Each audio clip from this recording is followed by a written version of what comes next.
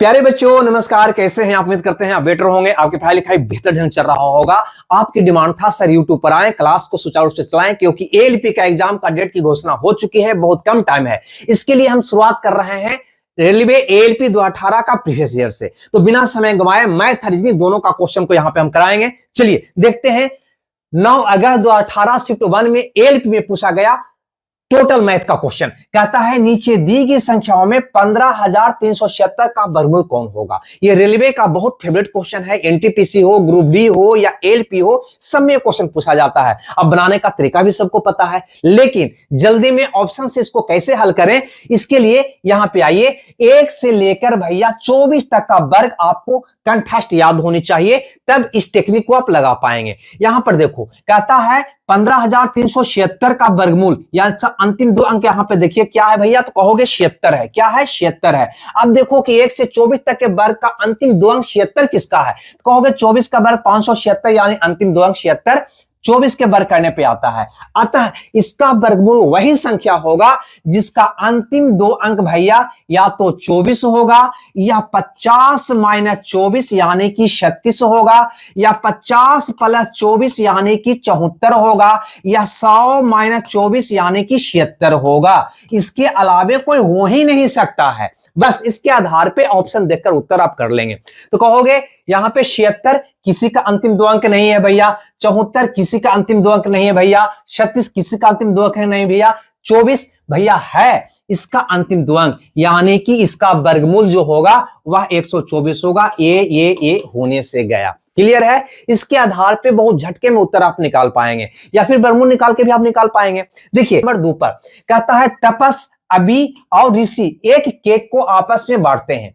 तपस इसका 1/2 हिस्सा था, यानी कि तपस 1/2 भाग लिया एक केक का, और ऋषि 1/3 भाग लिया। ऋषि कितना लिया? 1/3 भाग। तो बताओ कि अभी के पास शेष कितना बचा, यानी अभी का पूछ रहा है। अब तुम ही बताओ भाई, यहां पे टोटल केक 1 था, एक में से अभी कौन भैया, तो कहोगे एक में से तपस लिया 1/2 और ऋषि लिया 1/3, यानी कि इतना तो ले लिया, तो बचा वही ना अभी लिया होगा, यानी कहोगे 1 माइनस 5/6, यानी कि 1/6 भाग कौन लिया होगा?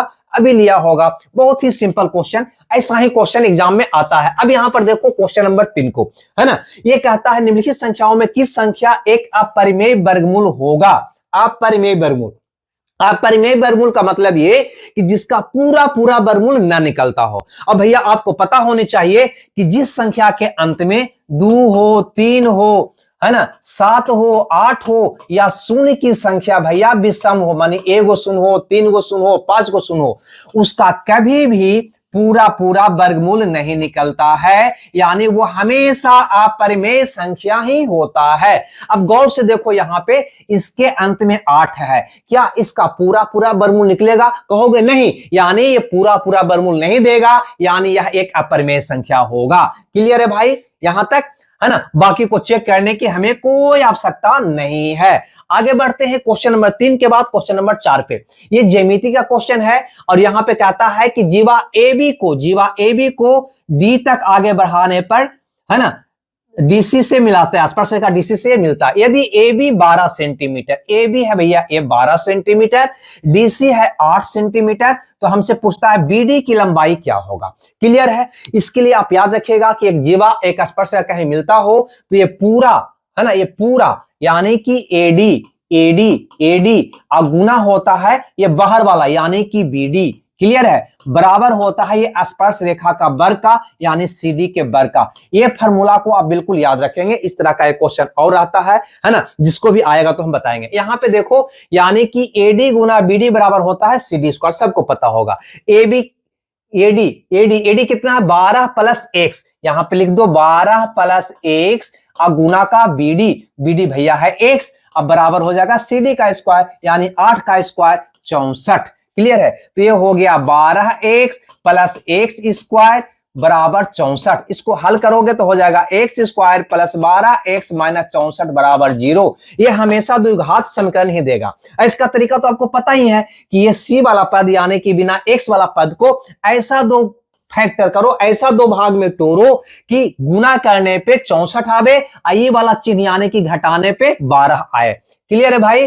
तो कहोगे तुम यहां पे क्या कैसे करें, तो कहोगे 16 चौ 64, 16 चौ भैया 64 होता है कि नहीं। घटाने पे कितना आवे 12, तो 16 में से 4 गया 12 आ तो गया। क्लियर है? यानी कि एक का मान आपको आ जाएगा, एक का मान आपको आ जाएगा -4, एक का मान आ जाएगा 16, है ना। यानी x का मान निकालोगे तो चिन्ह बदल जाता है, +16 है तो इसको लिखते हैं -16 और -4 है तो इसको लिखते हैं +4। क्लियर है?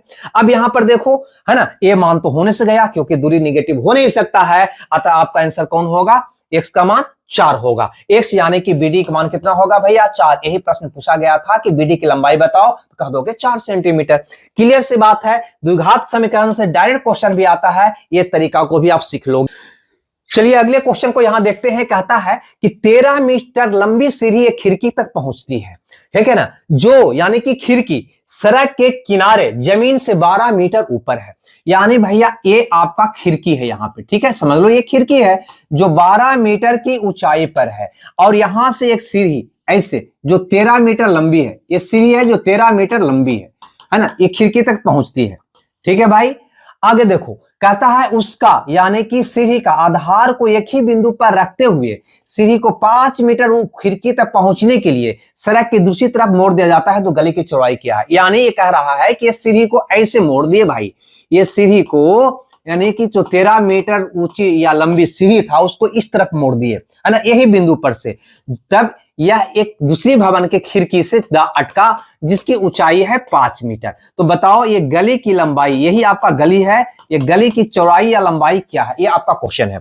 कुछ नहीं करो, यहां पे देखो ये समकोण त्रिभुज है, समकोण त्रिभुज के तीनों भुजा ट्रिपलेट में होता है। आपको पता है कि 5, 12, 13 एक ट्रिपलेट होता है। यहां पर भी देखो 5, 12, 13 एक ट्रिपलेट होना चाहिए। यानी गली की लंबाई तो भैया निकल गया कितना, 12 मीटर और 5 मीटर, यानी 12 5 17 मीटर। यानी कि ये ऑप्शन आपका क्या होगा, सही होगा। क्लियर है? चलिए आगे बढ़ते हैं अगले क्वेश्चन में, है ना। ये सांख्यिका क्वेश्चन है। कहता है बहुलक माध्यक के बीच का अंतर 2 है, माध्यक और माध्य के बीच का अंतर ज्ञात करें। तो भैया आपको एक फार्मूला याद होगा, है ना, नहीं है तो हम लिख देते हैं, इसको बिल्कुल याद रखिएगा, इसको घुमा घुमा कर बार बार पूछता है। बहुलक बराबर होता है 3 गुने माध्यक का, यानी कि माध्य का भी लिख सकते हो, या यहां पे दिया हुआ है माध्यक, तो माध्यक ही लिख देते हैं, -2 गुने माध्य। ठीक है ना, इस बात को याद रखेंगे। अब क्या करना है दोस्त, यहां से एक माध्यका को, एक माध्यक को इधर ले आओ, तो तुम क्या कहोगे, बहुलक, बहुलक माइनस माध्यक, है ना, माध्यक या माध्यका भी कह सकते हो, बराबर 3 गो में से एगो इधर ले आते, यहां के गो बचा 2 गो, तो 2 माध्यक, ठीक है ना, -2 गुने माध्य। ठीक है, अब यहां पे ध्यान देना, बहुलक और माध्यक का हमें अंतर पूछा है, नहीं, माध्यक और माध्य का अंतर पूछा है।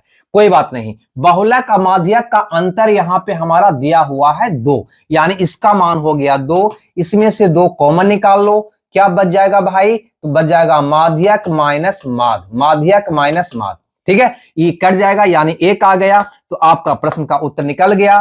क्या निकला कि माध्यक माइनस माध्य बराबर हो जाएगा 1, यानी कि ऑप्शन बी आपका सही होगा। क्लियर है? क्लियर है। तो 7 क्वेश्चन की ओर चलते हैं। कहता निम्नलिखित में से कौन सा एक त्रिकोणीय संख्या नहीं है। तो देखिए ये त्रिकोणीय संख्या निकालने का कई तरीका होता है, ऐसे 3 तरीका होता है ना, जिसमें से आप सबसे आसान तरीका एक तो होता है ना, संख्या के आधार पर निकाल लो। क्या करो, 1 लिखो, 1 में भैया 2 जोड़ दो, है ना, तो क्या हो जाएगा 3, फिर 1 बढ़ाकर जोड़ दो तो क्या हो जाएगा 6, फिर 1 बढ़ाकर जोड़ दो क्या हो जाएगा 10, फिर 1 बढ़ाकर जोड़ दो क्या हो जाएगा भैया 15, फिर 1 बढ़ाकर जोड़ दो क्या हो जाएगा भैया 21। इस ढंग से आगे निकलते जाएगा, है ना, यही आपका त्रिकोणीय संख्या है। ठीक है, कौन है त्रिकोणीय संख्या, तो कहोगे त्रिकोणीय संख्या है 1, 3, 6, 10, 15, 21, आगे जोड़ोगे 7 जोड़ोगे तो 28। क्लियर है। हमारा प्रश्न था कि कौन त्रिकोणीय संख्या नहीं है, तो भैया यहां पर देखो, है ना, 15 है, 3 भी है, 10 भी है, लेकिन 5 भैया कहीं इसमें नहीं आया है ना, अतः आपका उत्तर कौन हो जाएगा 5, क्योंकि 5 त्रिकोणीय संख्या नहीं है। इसको निकालने का एक तरीका और है, फार्मूला से भी निकाल सकता है त्रिकोणीय संख्या का, n × n + 1/2। ठीक है, इसके आधार पे n का मान बारी बारी से 1 2 3 रखते जाओगे, वो मान निकलते चला जाएगा। देखो पहले 1 रखते हो, 1 रखोगे तो क्या आ जाएगा, त्रिकोणीय संख्या भैया 1 आ जाएगा, है ना, क्योंकि 2 से 2 कट जाएगा। फिर 2 रखोगे तो हो जाएगा 3। यहां पे अगर 3 रखोगे, ये n का मान 3 रखोगे तो 3 1 4, 4 तो 2 3 6 हो जाएगा। इस ढंग से आगे निकलते जाएगा। ये भी आपका तरीका है, ठीक है, लेकिन सबसे आसान आपका तरीका ये है। अब फिर ऐसे बूंदा करके भी निकालते हैं, लेकिन वो हटाओ। आगे बढ़ते हैं अगला क्वेश्चन की ओर, 8वां क्वेश्चन की ओर। कहता है 90 किलोमीटर प्रति घंटा की गति से चलने वाली ट्रेन 100 मीटर लंबे पुल को पार करने में 10 सेकंड समय लेती है, तो मीटर में ट्रेन की लंबाई क्या है। तो भैया ये आपका रेलगाड़ी है, ये आपका पुल है, ठीक है भैया। यहां पे कहता है कि 100 मीटर लंबा पुल, ये है आपका 100 मीटर लंबा पुल, ये आपका ट्रेन है ना। अब पहले ये बताओ कि ये ट्रेन ये पुल को पार करेगा तो दूरी कितना तय करेगा, है ना। ये दूरी बराबर होता है ना, आपको पता है ना, दूरी बराबर होता है चाल गुना का समय, होता है कि नहीं होता है। ये दूरी कितना पार करेगा, ये पुल को पार करने में, कहोगे दोनों लंबाई के योग के बराबर। ट्रेन अपनी लंबाई प्लस पुल की लंबाई को पार कर लेगा, है ना, उतना दूरी तय कर लेगा तो पुल को पार कर लेगा। तो यहां दूरी क्या हो जाएगा, तो दूरी हो जाएगा ट्रेन की लंबाई प्लस पुल की लंबाई। चाल कितना है, 90 किलोमीटर प्रति घंटा, ठीक है ना। और यहां पे समय, दूरी कितने में दिया है, मीटर में। दूरी क्या में दिया है, मीटर में। समय क्या में दिया है, सेकंड में। यानी कि चाल किलोमीटर प्रति घंटा है तो इसको बदलना होगा हमको मीटर प्रति सेकंड में, छोटा इकाई में। तो चाल बदल लो, तो 90 किलोमीटर प्रति घंटा से मीटर प्रति सेकंड बदलने के लिए 5/18 से गुना करते हैं, है ना। तो चाल हो गया ये मीटर प्रति सेकंड में। समय कितना लेता है, कहता है 10 सेकंड, तो गुना 10 कर दो, है ना। इतना ही दूरी तय करेगा, 18 5 90, यानी कि 250 मीटर की दूरी तय करना पड़ेगा पुल को पार करने के लिए। ये दूरी क्या होगा, तो ये दूरी आपका ट्रेन की लंबाई या पुल की लंबाई का ये होगा। पुल की लंबाई आपका दिया हुआ है 100 मीटर, कितना दिया हुआ है, 100 मीटर। तो बताओ ट्रेन की लंबाई कितना होगा, तो 250 में से 100 घटा दो, कितना बच जाएगा भैया, 150 मीटर। ठीक है, क्लियर है। तो वही ट्रेन की लंबाई आपसे पूछा गया था, जो आपका उत्तर होगा 150 मीटर। क्लियर है। आगे बढ़ते हैं क्वेश्चन नंबर 9 की ओर। ये कहता है 5% सालाना ब्याज की दर से 6 वर्षों के लिए 1600 रुपया पर कितना ब्याज मिलेगा। क्लियर है। 5% दर का मतलब होता है एक वर्ष में 100 रुपये का 5 रुपया ब्याज मिलना। तो एक वर्ष में अगर 5% ब्याज मिल रहा है तो 6 वर्ष में कितना मिलेगा, क्योंकि प्रत्येक वर्ष का एसआई बराबर होता है। पहला वर्ष 5%, दूसरा वर्ष भी 5, तीसरा वर्ष भी 5, तो 6 वर्ष में कितना मिलेगा, कहोगे 6 5 30% भैया इसको ब्याज मिलेगा। ब्याज कितना मिलेगा, 30% मिलेगा। यहां पे कहता है 6 वर्षों के लिए 1600 रुपया पर कितना ब्याज मिलेगा, यानी ये मूलधन है ना, क्या है ये मूलधन है। तो बताओ ब्याज कितना मिलेगा, तो 30%। किसका, मूलधन का, यानी 1600 का। तो 1600 का 30% मिलेगा ब्याज, उसको निकाल दो 30%। कहोगे परसेंट से भैया ये शून्य कट गया, 16 48, यानी 480 रुपया उसको ब्याज मिलेगा, यानी कि सी ऑप्शन आपका सही होगा। याद रखना एसआई बराबर आरटी प्रतिशत, याद रखना इसको, ठीक है ना। ऐसे भी निकाल सकता है, एक वर्ष में 5% तो 6 वर्ष में 6 5 30% ब्याज मिलेगा। किसका, तो मूलधन का, यानी 1600 का। 1600 का 30% कितना होगा, 480 रुपया। अगले क्वेश्चन की ओर बढ़ते हैं। कहता है निम्नलिखित में से कौन सा कथन सत्य है ना। पहला ऑप्शन दे रखा है 29/6 भैया बड़ा है 43/12 से। क्या ये सत्य है, ये आपको चेक करना। एक काम करो, ये 12 है तो इसको 12 बनाने के लिए ऊपर नीचे 2 से गुना कर सकते हैं, 6 12 हो जाएगा ना, यानी ये आपका हो जाएगा 58/12। दोनों का हर समान हो गया। तो अंक देख के बड़ा छोटा पता कर लेते हैं। तो यहाँ पे 58 43 से बड़ा है, यानी ये वाला भिन्न इससे बड़ा है, और इस सिंबल भी कह रहा है कि ये वाला भिन्न बड़ा है, यानी बिल्कुल ये कथन क्या है भैया, सत्य है। आगे चेक करने की हमें आवश्यकता नहीं है। अगर चेक करना चाहते हो तो कभी भी 29/6 से बड़ा तो हो नहीं सकता है, ठीक है, बराबर तो हो नहीं सकता है ना। और ये छोटा 29 हो नहीं सकता, क्योंकि ये पूर्णांक संख्या है, भिन्न संख्या है ना। यहां पर भी अगर करोगे तो 58 आ जाएगा, 58/12 ही हो जाएगा। 2 से गुना करोगे तो ये हो जाएगा 53/12। क्या ये दोनों बराबर है, नहीं भैया बड़ा है, ये भी आपका गलत है। ऐसे इतना करने की हमको आवश्यकता नहीं है, सीधे आपका निकल गया, ठीक है। ये क्या कहता है, कहता है अब से 7 वर्ष बाद विराट की आयु मोहिंदर की आयु का दुगनी हो जाएगी। चलो कोई बात नहीं। 5 वर्ष पहले मोहिंदर की आयु विराट की आयु के 2/5 से 1 वर्ष कम थी। जो ही 1 वर्ष कम, 2 वर्ष कम, 1 वर्ष ज्यादा, 1 वर्ष कम, ऐसा कुछ सेंटेंस दिखाए तो तो वो बिल्कुल समीकरण का क्वेश्चन हो जाता है और उसको एक्स मानकर बनाना ज्यादा बेटर होता है अनुपात के बजाय। तो चलो एक्स मानने का प्रयास करते हैं। एक्स कैसे माने, तो विराट का आयु हम मान लेते हैं, एक्स भी मान सकते हो, लेकिन कहता है कि विराट के आयु का 2/5 है, यानी कि 5x मानना, यानी 5 के मल्टीपल में मारना ज्यादा बेटर होगा। तो विराट का आयु 5x मान लेते हैं, है ना, x ना मान के 5x। तो मुनिंदर का आयु कितना हो जाएगा भाई, तो कहोगे 2 मुनिंदर का आयु है, यानी कि 2x। लेकिन आगे ये भी लिखा है कि मोहिंदर की आयु विराट की आयु के 2/5 से 1 वर्ष कम थी। मोहिंदर की आयु 1 वर्ष से कम थी, यानी -1 वर्ष भी करना होगा। और ये कहानी है 5 वर्ष पहले का, ये था 5 वर्ष पहले का, वर्तमान का नहीं है, 5 वर्ष पहले का है, उसको बाद में देखते हैं, ठीक है। यानी कि 5 वर्ष पहले का ये कहानी है, तो इसको हम बाद में देखते हैं।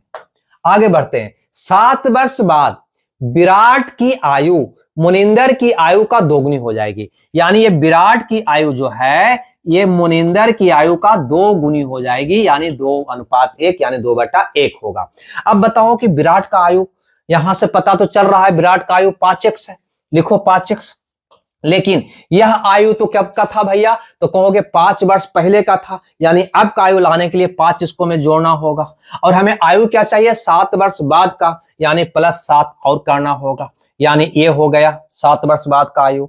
आगे बढ़ते हैं, मुनिंदर की आयु की बात करते हैं। तो मुनिंदर का आयु 5 वर्ष पहले है, 2x - 1, 2x - 1 5 वर्ष पहले है।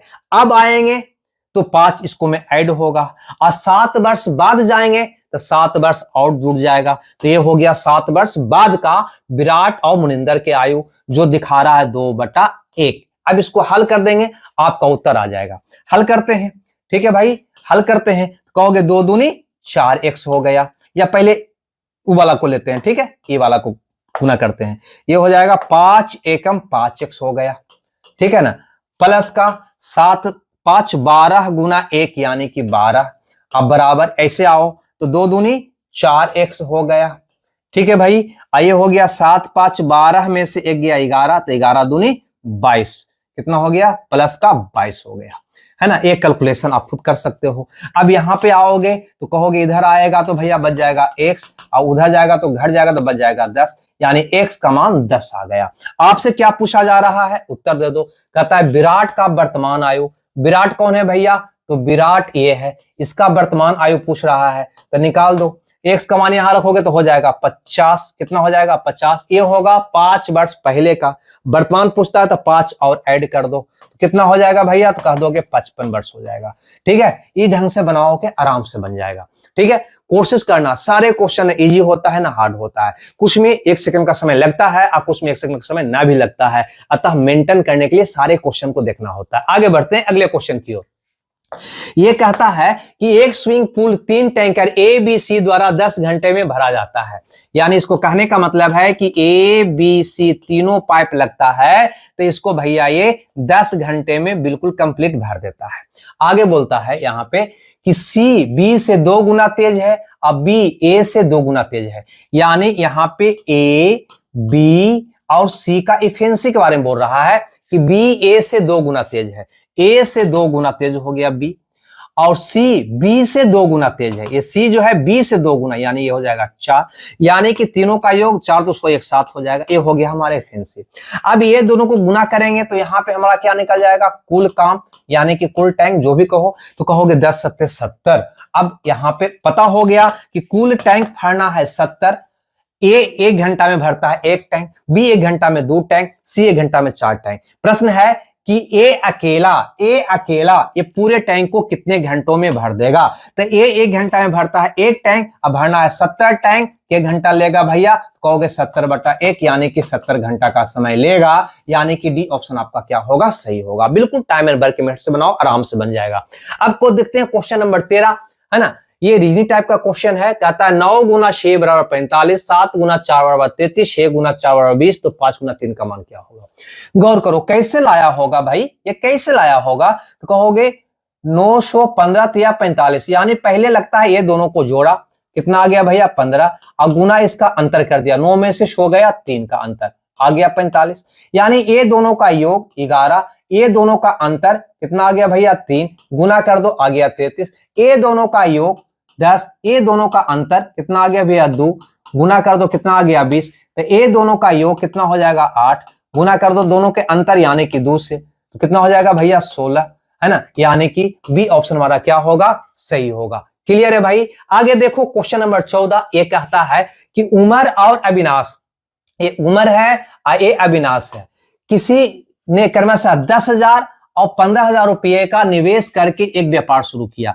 ये 10,000 रुपया लगाया और ये 15,000 रुपया लगाया और दोनों एक व्यापार शुरू किया, लेकिन बाद में एक वित्तीय आपातकाल स्थिति के कारण 8 महीने के बाद अविनाश अपना निवेश वापस ले लिया। अविनाश 8 महीने के बाद अपना पूंजी वापस ले लिया, यानी इसका पूंजी व्यापार में 8 माह तक रहा। क्लियर है।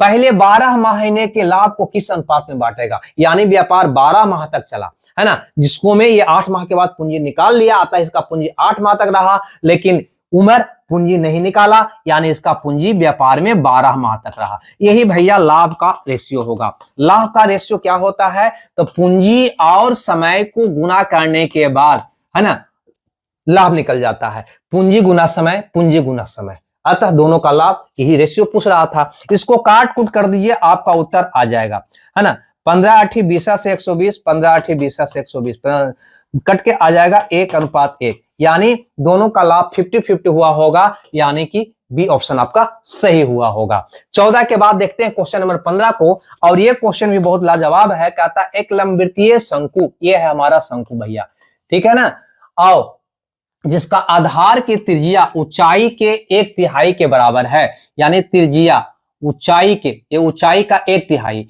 यानी ऊंचाई अगर 3r हो तो त्रिज्या भैया क्या हो जाएगा r, इसका 1/3 हो गया नहीं, बिल्कुल हो गया। आगे बोलता है उस लंबवृत्तीय शंकु का आयतन एक गोले के आयतन के बराबर है, ये गोला का आयतन है ना, गोला का त्रिज्या r हो तो ये दोनों का आयतन जो है क्या है भैया, बराबर है। अब एक बार बताओ, शंकु का आयतन होता है 1/3 पाई r स्क्वायर h, गोला का आयतन होता है 4/3 पाई r क्यूब, होता है या नहीं होता है। अब यहां पे हल कर दो, है ना, तो शंकु का आयतन और गोला का आयतन दोनों क्या है, इक्वल है। यहां पे देखो तो लिखोगे 1/3 पाई, है ना, r स्क्वायर h, h कितना हो जाएगा भैया, ऊंचाई कितना हो जाएगा 3r, बराबर यहां पे हो जाएगा 4/3 पाई कैपिटल R ले लिए हैं इसका त्रिज्या, है ना, ताकि दोनों का त्रिज्या अलग अलग हो। अब यहां पर देखो 3 से 3 कट जाएगा, पाई से पाई कट जाएगा, यानी 3r क्यूब ना हो जाएगा जी, 3r क्यूब बराबर हो जाएगा 4r क्यूब। हमसे पूछता है कि शंकु की त्रिज्या और गोले की त्रिज्या का अनुपात क्या होगा। आप ही बताओ, शंकु का त्रिज्या r क्यूब अनुपात r क्यूब, है ना। कभी भी मल्टीपल रिलेशन बराबर हो तो ये दोनों का रेशियो इसका उल्टा होता है, पलट जाता है, यानी 4 अनुपात क्या हो जाएगा 3 हो जाएगा, ये तो जानते हैं आप। अब क्यू को उधर फेंकोगे तो हो जाएगा r अनुपात r, है ना, इसका घनमूल हो जाएगा, यानी 4 का घनमूल अनुपात 3 का घनमूल। क्लियर है, यही होगा दोनों के त्रिज्या का अनुपात, जो ऑप्शन आपको दिखाई दे रहा है डी में, अतः डी आपका सही है, यानी ये मेंसुरेशन का क्वेश्चन हो गया। क्वेश्चन नंबर 15 पे हम लोग पहुंच गए हैं। आगे देखते हैं क्वेश्चन नंबर 16, ये कहता है कि प्रकार ए के श्रमिक प्रकार 2 के श्रमिकों द्वारा किए जाने वाले कार्य का 3 गुना कार्य कर सकते हैं। प्रकार ए के श्रमिक को ए मान लेते हैं, प्रकार 2 के श्रमिक को बी मान लेते हैं, यानी यहां पे 2 प्रकार का श्रमिक है, ए और बी, ठीक है। अब यहां पे ए और बी श्रमिक किए गए कार्य का 3 गुना कार्य कर सकता है, यानी ए बी के द्वारा किए गए कार्य का 3 गुना, यानी भैया ये 3 गुना कार्य करता है इसका। ये तो कह रहा है कि प्रकार 1 के श्रमिक प्रकार 2 के श्रमिक के द्वारा किए गए जाने वाले कार्य का 3 गुना कार्य कर सकता है, माने ए वाला 3 गुना कार्य कर सकता है। प्रकार 1 के 12 श्रमिक 10 दिन में किसी कार्य को पूरा करता है, यानी कुल काम यहां पे तो यही दे दिया है ना, क्योंकि ए प्रकार का श्रमिक 12 गो श्रमिक है ना, और एक श्रमिक एक दिन में 3 काम करता है, तो यहां पे ए प्रकार का श्रमिक 12 गो है और 10 दिन में पूरा काम करता है, 12 गो है और 10 दिन में पूरा काम करता है। अब सोचो, एक श्रमिक एक दिन में 3 काम, तो 12 श्रमिक 10 दिन में कितना काम करेगा, तीनों के गुणनफल, यानी कुल काम हो जाएगा 3 गुना 12 गुना 10। क्लियर है, इतना कुल काम हो गया हमारा। अब यहां पे कहता है उसी कार्य को पूरा करने के लिए ए प्रकार के 4 श्रमिक और बी प्रकार के 8 श्रमिक कितना दिन लेंगे। तो कुल काम हो गया 360 या 3 गुना 12 गुना 10 भी कह सकते हो, या फिर 360 भी कुल काम कर सकते हो। इसको कौन कर रहा है तो कहता है कि ए प्रकार का 4 श्रमिक, यानी ए प्रकार का 4 श्रमिक, यानी कि टोटल हो गया 4 तिया 12 काम। कितना हो गया भैया 12 काम एक दिन में कर देगा। प्लस बी प्रकार का 8 श्रमिक, तो 8 श्रमिक, एक श्रमिक एक काम, तो 8 श्रमिक 8 एकम 8 काम, यानी दोनों मिलके 12 8 कितना कर देगा 20 काम। ठीक है भैया, तो हो जाएगा 360 बटा 20, काटोगे आ जाएगा 18 दिन। यही आपका प्रश्न का उत्तर होगा। हो सकता है हम बताए हों थोड़ा सा ज्यादा हार्ड लग रहा हो, लेकिन इसको सोचकर अपने ढंग से बनाओगे ज्यादा आसान होगा। समझाने की वजह से इतना हमको लिखना पड़ा, अब बनाओगे तो इजी हो जाएगा, लेकिन तरीका बनाने का यही अपनाना। आगे देखते हैं क्वेश्चन नंबर 17 में। एक बैग में नीली और लाल गेंदों की संख्या का अनुपात अचर है, यानी कि कांस्टेंट है। जब उसमें 44 लाल गेंद थी तब नीली गेंदों की संख्या 36 थी। देखो भैया, ये लाल गेंद हो गया और ये नीली गेंद हो गया। लाल 44 गो है और नीली 36 गो है, यानी रेशियो 11:9 का है। क्लियर है। नीली गेंदों की संख्या 54 है, तो बैग में कितनी लाल गेंद होगा, 11 का मल्टीपल लाल होगा, 11 का 66। ये नहीं, ये नहीं, ये नहीं, उत्तर निकल गया।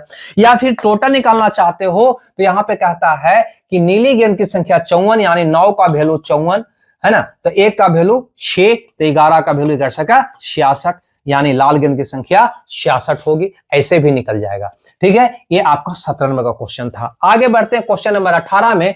कहता है 2 अंकों की संख्या ज्ञात कीजिए जिसके अंकों के गुणनफल की 3 गुना है। देखो, ये समीकरण का क्वेश्चन है और समीकरण का क्वेश्चन हमेशा ऑप्शन से ही बनाना बेटर होता है। ठीक है, क्योंकि कहता है 2 अंक की संख्या वो बताना है जिसके अंकों को गुणनफल का वो 3 गुना हो। देखो, जैसे 24 लेते हैं, 24 के अंकों का गुणनफल क्या होगा भैया, है ना, 24 के अंकों का गुणनफल क्या होगा, तो 2 गुना 4, 2 गुना 4 कितना हो गया 8। कहता है उसके अंकों का गुणनफल कितना हो गया 8 का 3 गुना वो संख्या है। क्या वो संख्या है 24, 24 वो संख्या है, यानी बैठ तो रहा है। आपका ऑप्शन डी सही होगा। नहीं समझ में आया तो यहां पे फिर से एक बार आपको बता देता हूं इसको। ठीक है, कहता है कि उसके अंकों का गुणनफल, तो भाई उसको अंक को गुना करोगे तो ये कितना आ गया, कहोगे 8 आ गया। इसका 3 गुना वो संख्या होनी चाहिए, तो 8 या 24 संख्या तो आ रहा है। बाकी को चेक करने की आवश्यकता क्या है, या चेक करके देख सकते हो। क्लियर है। आगे देखो 18 के बाद आगे बढ़ते अगले क्वेश्चन की ओर। ये वाला क्वेश्चन कहता है कि धायरी की आयु यूस की आयु के दुगने से 8 वर्ष कम होगी 3 वर्ष बाद। 8 वर्ष कम हो, 8 वर्ष ज्यादा हो, 2 वर्ष कम हो, ऐसा कुछ भी हो तो एक्स मानना ज्यादा आसान होता है। पहले भी आपको हम बताए थे यहाँ पे। ठीक है, तो यहाँ पे कहता है बात पहले छोड़ दो। कहता है धायरी की आयु यूस की आयु के दुगने से 8 वर्ष कम है। ठीक है ना, यूस की आयु की दुगना, यानी यूस की आयु हमें मानना चाहिए एक्स, तो इसका दुगना क्या हो जाएगा भाई, कह दोगे 2x हो जाएगा। दुगने से 8 वर्ष कम है, यानी कि धायरी की आयु यूस के दुगने से यानी 2x से 8 वर्ष कम है, यानी माइनस क्या होगा 8 होगा। ये कब का निकला, तो 3 वर्ष बाद का निकला। दोनों के वर्तमान आयु का योग 61 वर्ष है। लो, तो दोनों का आयु को जोड़ो, तो इसका है 2x माइनस 8 वर्ष कब का, 3 वर्ष बाद का। इसका है 19 का x कब का, कहोगे ये भी है 3 वर्ष बाद का, 3 वर्ष बाद का। तो देखो 3 वर्ष बाद का इसका आयु और 3 वर्ष बाद का इसका आयु, दोनों का योग हो गया। तो 3 वर्ष बाद दोनों इतना का था, 3 वर्ष बाद दोनों इतना का होने वाला है। तो आज कितना का होगा, तो दोनों 3-3 वर्ष कम होगा, यानी 3-3 6 वर्ष क्या होगा, कम होगा। क्लियर है भाई, दोनों 6 वर्ष क्या होगा, कम होगा। यानी वर्तमान में दोनों का आयु का योग इतना होगा, जो दे रखा है 61 वर्ष। दोनों का वर्तमान आयु कितना दे रखा है, 61 वर्ष बराबर 61। अब हल कर दो तो कहोगे यहाँ पे 3x बराबर 61 प्लस 14 होगा कि नहीं होगा, तो x बराबर हो जाएगा 75 बटा 3 यानी कि 25। अब यहां से तुम मान निकाल सकते हो आराम से। कहता है धायरी की धायरी की वर्तमान आयु क्या होगा? तो धायरी का यही तो आयु है। तो 25 रखो x का स्थान पे, तो 25 दूनी 50 में से 8 गया, बच गया 42। ये कब का बचा भाई? तो ये 3 वर्ष बाद धायरी की आयु हुआ। 3 वर्ष बाद धायरी की आयु था 42। 3 वर्ष बाद था 42, तो कितना होगा? 3 और कम होगा। तो 3 घटा ना 2, वर्तमान का निकल गया, तो ये हो गया 39 वर्ष। ठीक है भाई, इस धायरी का वर्तमान आयु कितना हो गया? 39 वर्ष, है ना। ये क्वेश्चन को अपने ढंग से देखना, बनाना, कोशिश करना, है ना, बहुत आराम से बनेगा, कहीं कोई दिक्कत नहीं होगा। अब कहता है कि एक कक्षा में 9 लड़का है भैया, 9 लड़का, है ना। एक कक्षा में 9 लड़का, अब कुछ लड़कियां हैं, कुछ क्या है? लड़की है, कुछ क्या है? लड़की है। ठीक है, चलो लड़कियां हैं। परीक्षा में लड़कों का द्वारा प्राप्त किया गया औसत अंक 12 है। लड़कों द्वारा प्राप्त किया गया औसत अंक 12 है और लड़कियों द्वारा प्राप्त किया गया औसत अंक 14 है। यदि कुल औसत यानी लड़का लड़की मिलाकर 13.1 है, तो बताओ कि कक्षा में कुल विद्यार्थी की संख्या क्या है? तो जब तीनों का एवरेज दिया हुआ है अलग अलग और कुल का, तो यहाँ पे रूल एलिगेशन लगाओ, दोनों के संख्या का रेशो निकल जाता है। चलो लगाते हैं, ये हो जाएगा 1.1, ये हो जाएगा आपका 0.9, नहीं इसको आओ हल करोगे दोस्त, तो ये हो जाएगा दशमलव आपका हट जाएगा, तो 9:11, 9:11। 9 का वैल्यू हो गया कितना भैया? यहां लिख देते हैं, 9 का वैल्यू हो गया 9। कहता है कक्षा में कुल विद्यार्थी तो 11 9 20, तो 20 का वैल्यू बताओ क्या हो जाएगा? 20। कक्षा में कुल विद्यार्थी कितना है भाई? कह देंगे 20 है ना। रेशियो से आराम से निकाल लोगे। चलो, है ना, ए वाला क्वेश्चन को देखो। कहता है 9.5% वार्षिक ब्याज की दर से एक धनराशि 6 वर्ष में इतना हो जाता है। तो पहले बताओ कि 6 वर्ष का ब्याज कितना होगा, ये हमको बताओ। तो 1 वर्ष में अगर इतना हो रहा है तो 6 वर्ष में कितना होगा? तो कहोगे 9.5% गुना 6, यानी 6 5 30 के 0 वाके 3 9 का 54 3 57, इतना प्रतिशत हो जाएगा। नहीं, ये तो ब्याज हुआ। ठीक है, अगर मूलधन 100 होगा, मूलधन 100 होगा तो ब्याज इतना रुपया होगा, तो अमाउंट कितना होगा? तो जोड़ दोगे 157%, है ना। मिश्रण कितना होगा? 157%, यानी 100 रुपया 9.5% के दर से 6 वर्ष में हो जाएगा 157%। ये कह रहा हो जाता है कितना? 942 रुपया। तो इतना का वैल्यू हो गया 942 रुपया।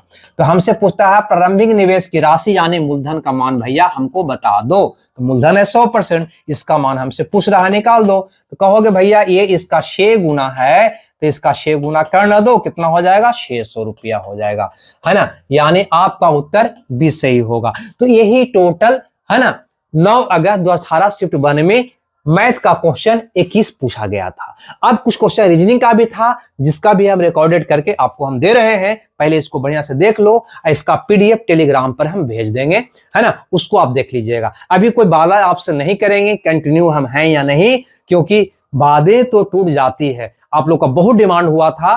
ठीक है भाई, 5 मिनट गैप कर लेते हैं, आपसे कोई दिक्कत तो है नहीं, है ना, समय है ना आपके पास। तो सुन लीजिए, आपका बहुत कमेंट्स आया था कि सर यूट्यूब पर क्लास दीजिए, एग्जाम का डेट आ चुका है, बहुत कम दिन है। तो हम प्रीवियस ईयर से शुरू किए हैं, एएलपी के प्रीवियस से शुरू किए हैं, और भी इसमें हम ला रहे हैं, लेकिन अभी कुछ बताएंगे आपको नहीं। चैप्टर वाइज क्या लावेंगे, इंपॉर्टेंट क्वेश्चन का सीरीज लावेंगे, है ना, क्योंकि 42-45 दिन है, तो उतना में क्या क्या हम कर सकते हैं, हम प्रयास में लग चुके हैं। अतः पहले इसको स्टडी कीजिए, अगला वीडियो की तैयारी करिए, है ना। लाइक शेयर करना है तो करिए, अन्यथा मत करिए। हमें दीजिए विदा। Okay, bye bye.